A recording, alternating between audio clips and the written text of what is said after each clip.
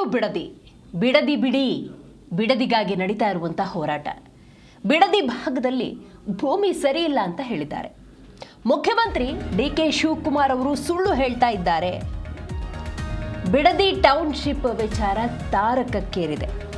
ಮುಖ್ಯಮಂತ್ರಿ ಡಿ.ಕೆ. ಶಿವಕುಮಾರ್ ವಿರುದ್ಧ ಅಸಮಾಧಾನ ಬಿಡದಿ ಭಾಗದ ರೈತರಿಗೆ ಹೆಚ್ಚಾಗಿದೆ. ಬಿಡದಿ ಟೌನ್ಶಿಪ್ ವಿರುದ್ಧ ಆ ಜನ ಆಕ್ರೋಶವನ್ನು ಹೊರಹಾಕ್ತಾ ಇದ್ದಾರೆ. ಉತ್ತರ ಕರ್ನಾಟಕ ಭಾಗದಲ್ಲಿ ಟೌನ್ಶಿಪ್ಗೆ ಒತ್ತಾಯವನ್ನ ಮಾಡ್ತಾ ಇದ್ದಾರೆ. ಬಿಡದಿಯ ಜನ ಒಂದು ಸಜೆಷನ್ ಕೊಡ್ತಾ ಇದ್ದಾರೆ. ನಿಮ್ಮ ಅಭಿವೃದ್ಧಿ ಬೆಂಗಳೂರು ಸುತ್ತಮುತ್ತ ಅಲ್ಲ, ಉತ್ತರ ಕರ್ನಾಟಕ ಭಾಗದತ್ತ ಗಣತವೆತ್ತ ಮುಖ್ಯಮಂತ್ರಿಗಳು ಚಿತ್ತ ಹರಿಸಿ ಅಂತ ಹೇಳಿದ್ದಾರೆ. ಜನರು ಆ ಭಾಗದಿಂದ ಬೆಂಗಳೂರು ಕೆಲಸ ಬರ್ತಾರೆ. ಉತ್ತರ ಕರ್ನಾಟಕಕ್ಕೆ ಟೌನ್ಶಿಪ್ ಮಾಡಿದ್ರೆ ಆ ಭಾಗದ ಜನಕ್ಕೆ ಅನುಕೂಲ ಆಗುತ್ತೆ. ಎಂತಹ ಸಲಹೆ ನೋಡಿ.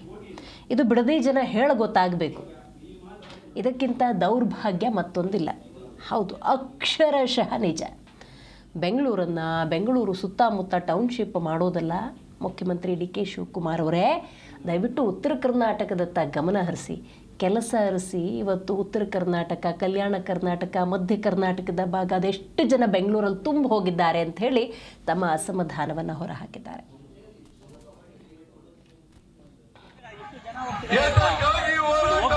ಭೂಮಿ ಬೇಕು ಅಂತ ಹೋರಾಡ್ತಿರೋರೆ ಹೊರತು ಯಾವ ಓಡಾಡ್ತಿಲ್ಲ. ಇಲ್ಲಿ ಉತ್ತರ ಕರ್ನಾಟಕ ಸೈಡ್ ಮಾಡಿಸಿ ಅದೇನೇನೆ. ಉತ್ತರ ಕರ್ನಾಟಕದಲ್ಲಿ ಎಷ್ಟು ಜನ ಬನ್ನಿ ಅಂತ ಹೋಗಾಡ್ತಾವ್ರೆ.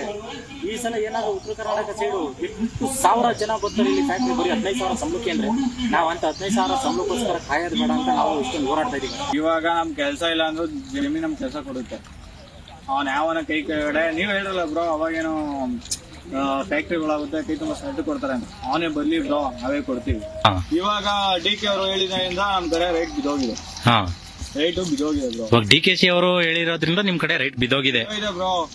ನಮ್ಮ ಸೈಡ್ ಏನಂತ ಹೇಳ್ಬಿಟ್ಟವನೇ, ಭೂಮಿ ಸರಿ ಇಲ್ಲ, ಅದು ಬೆಳೆ ಸರಿ ಇಲ್ಲ, ತಿಂದ್ರೆ ಕಾಯಿಲೆ ಬರುತ್ತೆ, ಅದ್ ಬರುತ್ತೆ ಅಂತ ಹೇಳ್ಬಿಟ್ಟವನೇ. ಇವಾಗ ಇದೇ ನೀರು ಕನಕಪುರಕ್ಕೆ